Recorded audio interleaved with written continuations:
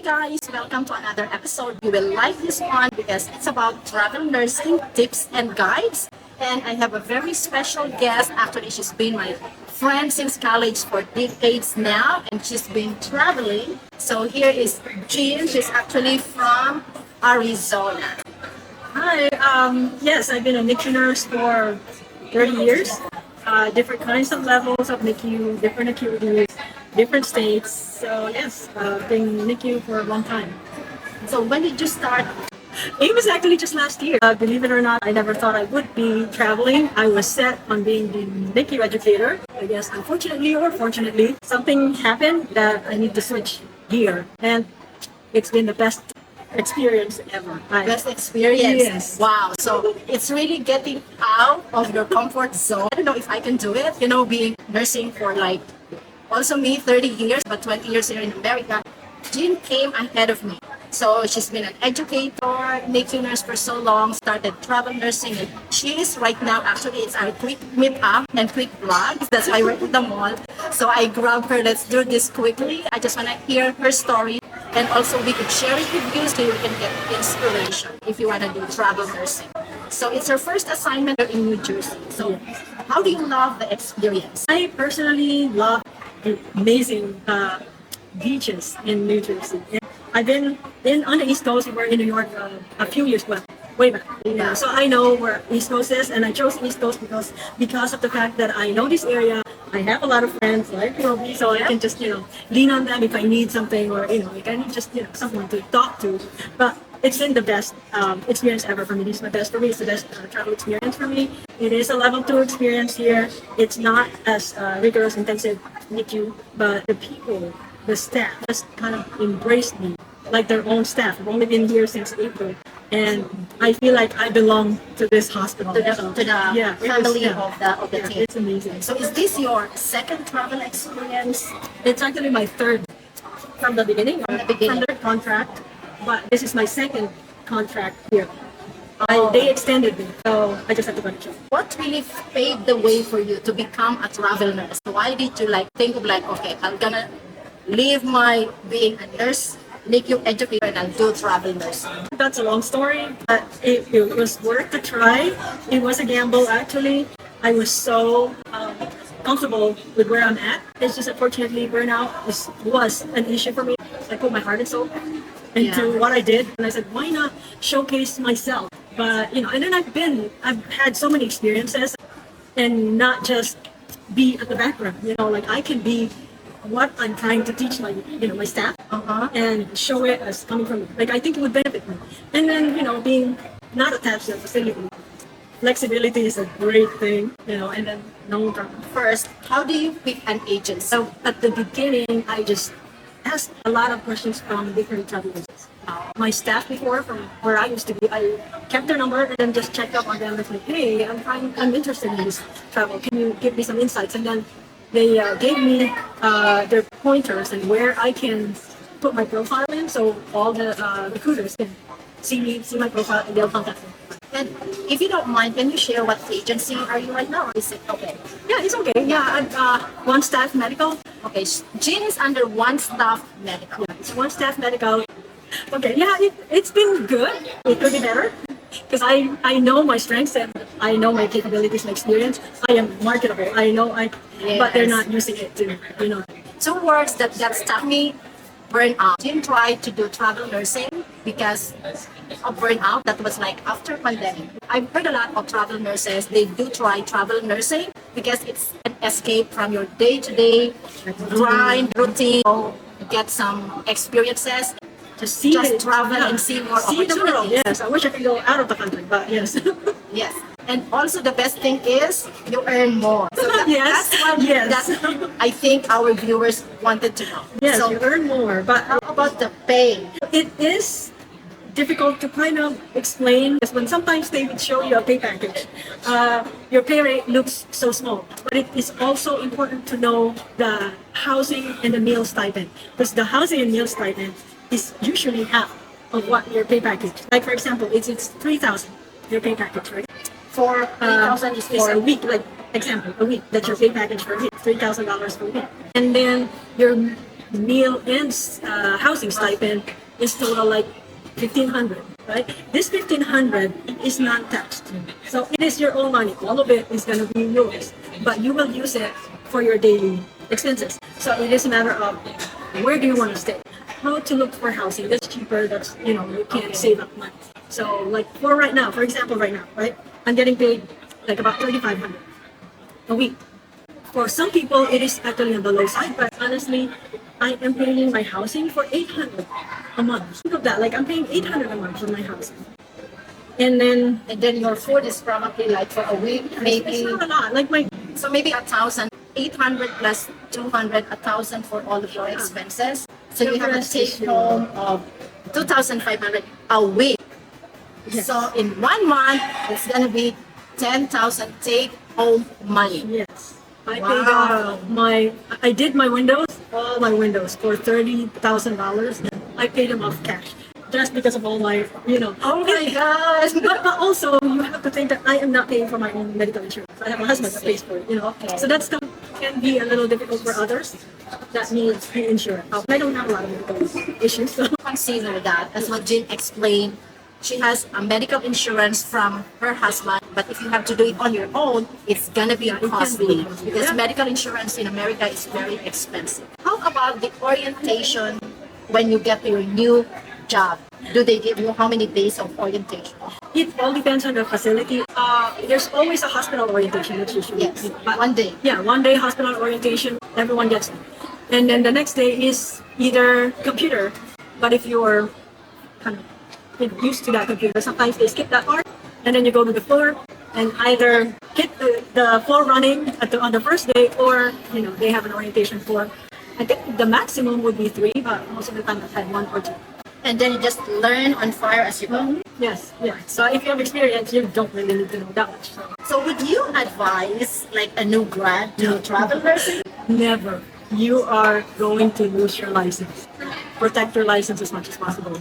What do you think would be the best? 2 years of experience, 1 year of experience? I'd say more than 2 years for me. Because you need to be more comfortable with policies and procedures as a general before you practice on your own. Because it's, at the end of the day, it's your license and it's the patient's life. Patient safety. It's very important. Your license and patient safety is at stake, right? How many travel nurses in the unit have you encountered? I think my first contract, 80% of the nurses there were travelers, which is amazing. I did not realize how good the camaraderie of nurses and travelers. We give each other pointers. We help each other because most of us don't know, you know, the ins and outs of the hospital. So they were like, okay, how do you do this one? Okay, let me show you. You know, it was amazing. The group of nurses, travel nurses that I've been with, we just supported each other. Yeah. The second one, probably half and half, probably 50%. The second contract, it was a level 4 NICU. It was a very, very busy unit. I've never worked so much in my entire life. You know, it's beyond the acuity. It was beyond what it usually was. Really? Yes, but you know, I had no complaints. I can do whatever, you know. So But like, what is the patient ratio for NICU? 1:2? it depends on the acuity. By A1 guidelines, it has to be 1:3 for the lesser acuity, 1:2 or 1:1 for the higher acuity.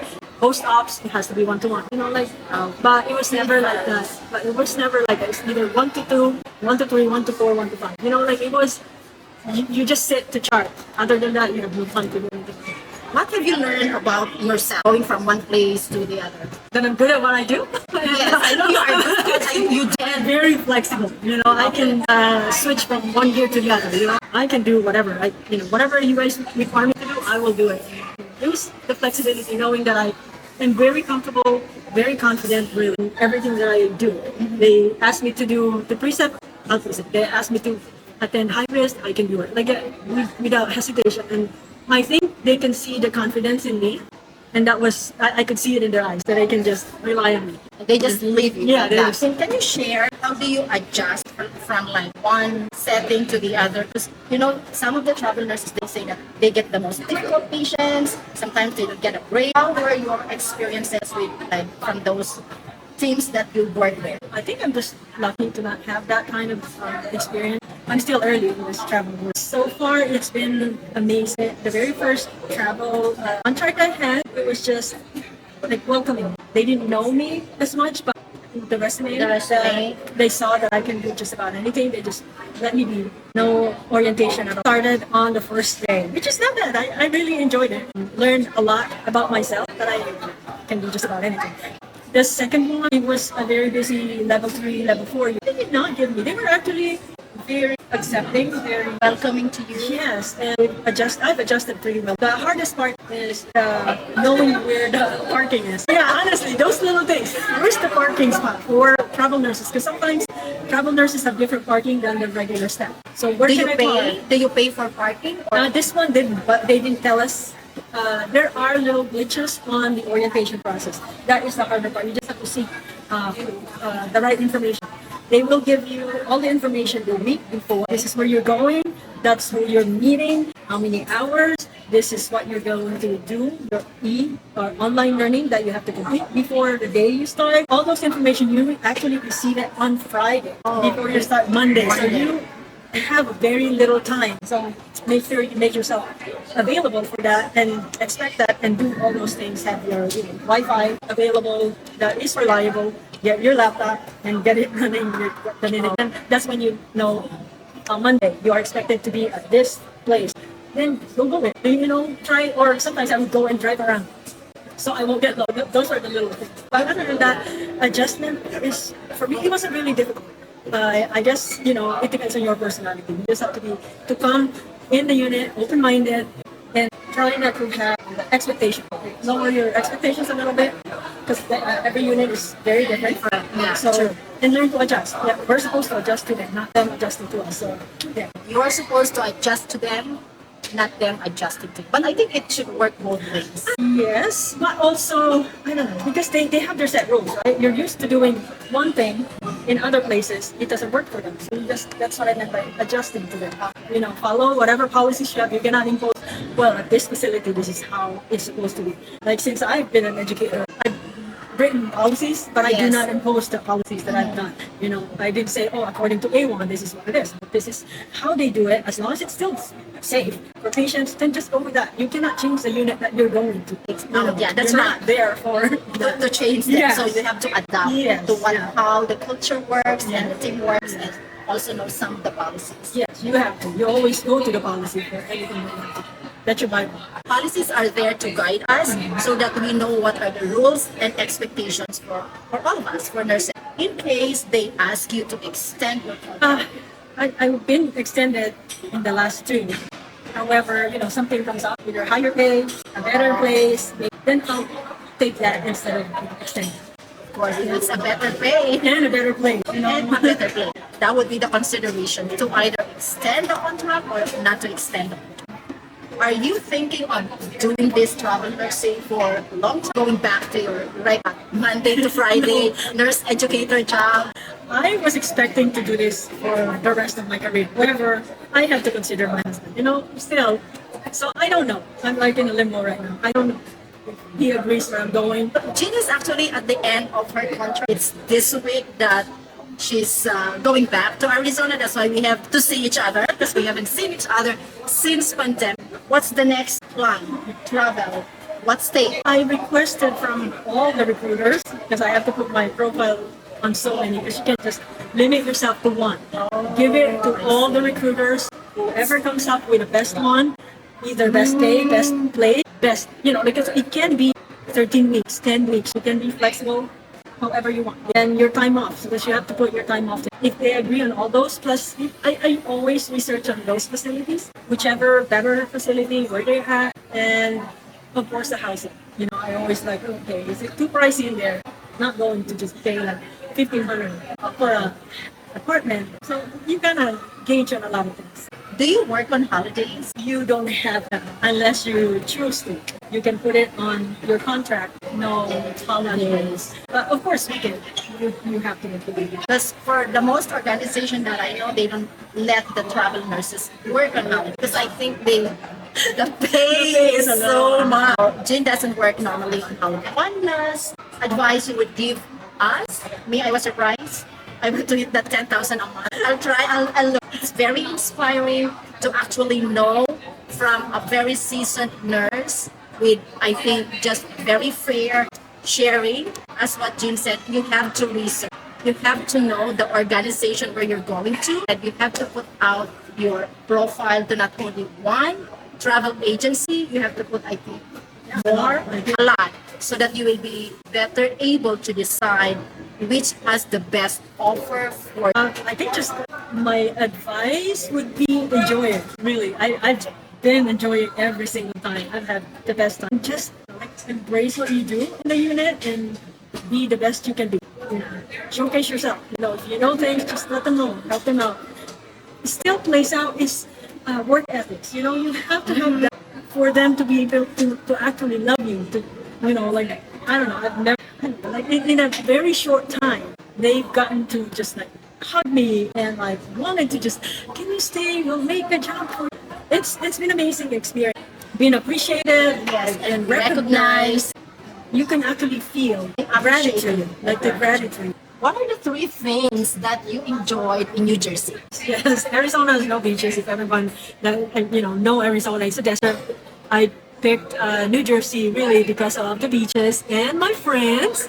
Yes. And the best weather during the springtime, summer. Yeah. It's the best. And the seafood. Yes, seafood. Yeah. That's all I've been eating. Seafood. New Jersey really is perfect weather at this time.